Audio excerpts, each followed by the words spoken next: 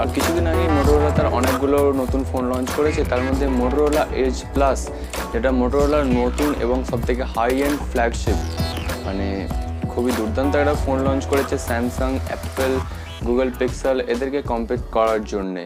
তো ফোনটা খুবই ইন্টারেস্টিং, চলো দেখে নেওয়া যাক এই ভিডিওতে ফোনটার কী কী স্পেসিফিকেশান এবং কীরকম মানে দেখছে ফোনটা, এবং সত্যিই কি অন্যান্য ফোনদের সঙ্গে এটা কম্পিট করতে পারে। তো চলো দেখে নেওয়া যাক। তো সর্বপ্রথমে যদি এই মোটোরোলা এজ প্লাসের যদি ডিসপ্লের কথা বলি, তো এজ নাম শুনেই মনে হচ্ছে যে হ্যাঁ এটা ওই স্যামসাংয়ের পুরনো যে ফোনগুলোতে আসতো S6 এজ, এরকম ধরনের যে ফোনগুলোতে যে কার্ভ ডিসপ্লে আসতো, হ্যাঁ এখানেও মোটোরোলা সেটা কার্ভ ডিসপ্লে ইউজ করেছে। মোটোরোলা এখানে বলছে যে এটা সাইড থেকে 90 ডিগ্রি অ্যাঙ্গেল পর্যন্ত কার্ভড হচ্ছে, সাইড যে দুটো প্যানেল আছে সেদিকে, এবং হ্যাঁ ওপর এবং নিচেতেও মানে চিন নেই বলতেই চলে, খুবই কম বেজেল, 21:9 অ্যাসপেক্ট রেশিওর সাথে আসে এবং হোল পাঞ্চ ক্যামেরার সাথে আসে। হ্যাঁ অনেকেই এই ডিজাইনটা পছন্দ করে না, এবং স্যামসাং এই এজ ডিসপ্লে থেকে তার নতুন ধরনের এজ ডিসপ্লে, মানে অতটাও কার্ভ নয়, হালকা কার্ভ ডিসপ্লেতে শিফট হয়ে গেছে, কিন্তু মোটোরোলা এখানে এই পুরনো জিনিসই আবার নিয়ে এসছে। বাট হ্যাঁ অ্যাক্সিডেন্টাল টাচ তো থাকেই এবং স্ক্রিন ক্র্যাকেরও সমস্যা থেকে যায়, কিন্তু আই লাইক ইট। সো ডিসপ্লেটা হচ্ছে কি 6.7 ইঞ্চির ফুল এইচডি প্লাস ডিসপ্লে। হ্যাঁ স্যামসাং S20 আলট্রা বা আদার্স OnePlus ফোনের মতো এটা 2K ডিসপ্লে নয়, কিন্তু ফুল এইচডি প্লাস, এবং তার সাথে অবশ্যই ট্রেন্ড তো বজায় রাখতেই হবে, 90 হার্জ রিফ্রেশ রেট তোমাদের দিয়ে দিচ্ছে। তো ফোনের নামটা তো শুনেই এজ প্লাস, নামটা তো শুনেই মনে হচ্ছে এখানে ডিসপ্লে মেন হাইলাইট, বাট হ্যাঁ এখানে ক্যামেরাও এর হাইলাইট আছে।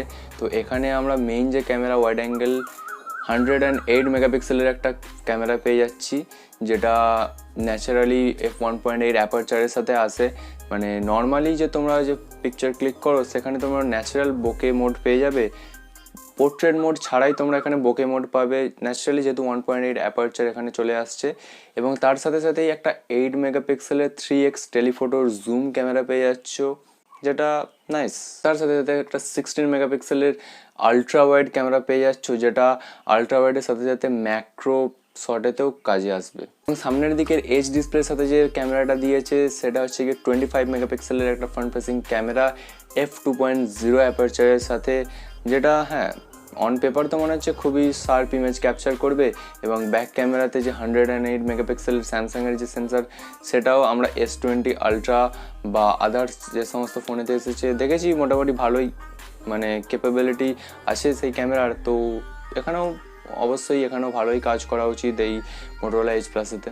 যেহেতু এটা একটা ফ্ল্যাগশিপ ফোন, এখানে সবই top of the line feature তোমরা পেয়ে যাবে।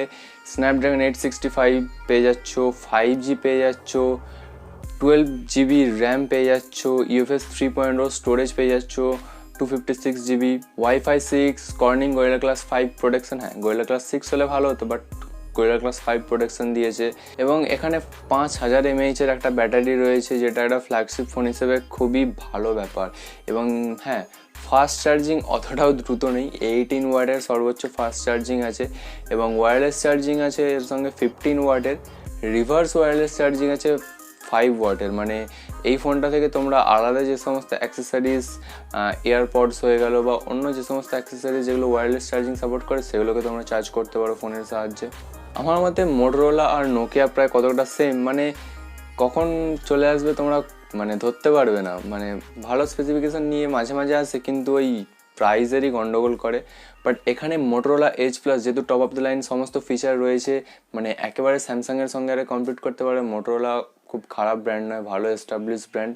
তো সেহেতু এখানে প্রাইসটা ইউএসএতে রেখেছে $999, ইন্ডিয়াতে কনভার্ট করলে ওই 73 বা 75,000-এর মতো হচ্ছে। হ্যাঁ দাম হিসাবে অবশ্যই খুবই টপ অফ দ্য লাইন ভালো ফিচার। এবার দেখা যাক ইন্ডিয়াতে যদি লঞ্চ করে তো কীরকম দামে লঞ্চ করে, সেটাই মেন দেখার। বাট একজন টেক রিভিউয়ার হিসেবে আমি অ্যাপ্রিসিয়েট করি মোটোরোলার এই এজ প্লাস ফোনটাকে, মানে ভালো ফিচার। আমার তো এইরকম ধরনের ডিসপ্লে খুবই ভালো লাগে। এবার তোমরা নিচে জানিও তোমাদের কীরকম ধরনের ডিসপ্লে ভালো লাগে। তো এই ছিল পুরো ফোনটা নিয়ে স্পেসিফিকেশান, ক্যামেরা সব রকমের স্পেসিফিকেশান বলে দিলাম। মানে অন পেপার মনে হচ্ছে খুবই ভালো হবে, এবার দেখা যাক রিয়েল ওয়ার্ল্ডে কীরকম পারফরমেন্স দেয়। তো ভিডিও ভালো লাগলে অবশ্যই লাইক করে দাও, শেয়ার করে দাও তোমাদের ফ্রেন্ডস ফ্যামিলি সবার সাথে, এবং সাবস্ক্রাইব করে চলে এসো আমাদের বং টেক ফ্যামিলিতে।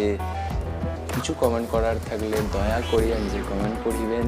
কাছাকাছি কানেক্ট থাকার জন্য ইনস্টাগ্রাম, টুইটার, ফেসবুক যেখানে খুশি ফলো করতে পারো, লিঙ্ক নিচে ডিসক্রিপশানে আছে বা ভিডিওর শেষে ইউজার নেম চলে আসবে, ফলো করে নাও। দেখা হচ্ছে পরের ভিডিওতে, বাই বাই।